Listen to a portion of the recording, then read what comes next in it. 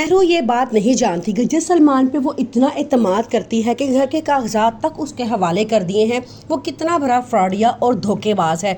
वो उसे धोखा देने वाला है क्योंकि वो उसे बिल्कुल भी मोहब्बत नहीं करता, वो किसी और को पसंद करता है और उसे शादी करना चाहता है। महरू से सिर्फ वो तमाम उसकी जायदाद अपने नाम करवाना चाहता है।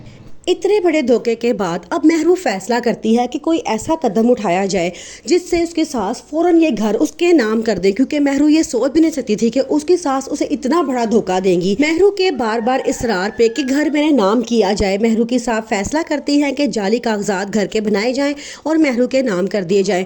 वो घर के जाली कागजात तैयार करवाती हैं और महरू से कहती हैं कि घर वापस आ जाओ, सब कुछ तुम्हारा ही है। महरू बड़ा खुश होकर घर वापस आती है, उनसे वो कागजात लेती है और सलमान के हवाले कर देती है और कहती है कि जल्द अज जल्द मेरी ज़हन से छुटकारा दिलवाओ, मैं उस पागल इंसान के साथ मजीद नहीं रह सकती और मैं तुमसे शादी करना चाहती हूँ। सलमान जो बहुत चालाक लड़का होता है वो उसकी बातों में नहीं आता। वो सबसे पहले उन कागजात को 3 वकीलों के पास लेके जाता है, लेकिन वो तीनों वकील उन्हें बताते हैं कि ये कागजात जाली हैं, ये घर उसके नाम नहीं हुआ है। उसे बड़ा गुस्सा आता है, वो महरू को फ़ोन करता है और बहुत डांटता है और कहता है कि तुमने मुझे धोखा दिया है, अब देखना मैं तुम्हारा वो हाल करूँगा कि तुम खुद याद रखोगी, ये तमाम कागजात झूठे हैं। महरू कहती है ऐसा नहीं हो सकता, मुझे तो मामा ने यही कहा है कि ये तमाम कागजात झूठे नहीं हैं, असली हैं। लेकिन वो कहता है मैं 3 वकीलों से कंफर्मेशन लेकर आया हूँ कि ये कागजात जाली हैं। अब महरू खुल के अपनी सास के सामने आ जाती है, वो अपने होने वाले बच्चे को मार देती है और अपनी सास को बताती है कि मैंने उसे मार दिया है। उसकी सास रोती हुई आती हैं और कहती हैं कि तुम ईवल हो, बहुत बड़ी,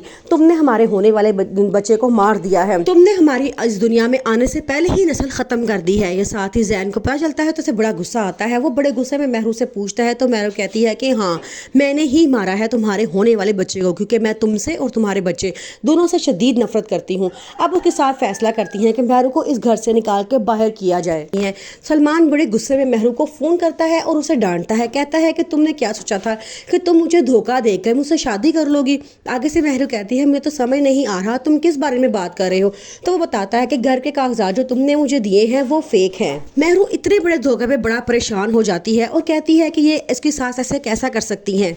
ज़ारा के घर वाले बहुत परेशान हैं कि आखिर ऐसी क्या वजह हो गई है जो ज़ारा शादी से इनकार कर रही है। महरू जो लड़के घर छोड़ के आ चुकी होती है, उसका मुतालबा होता है कि घर के कागजात मेरे नाम किए जाएं।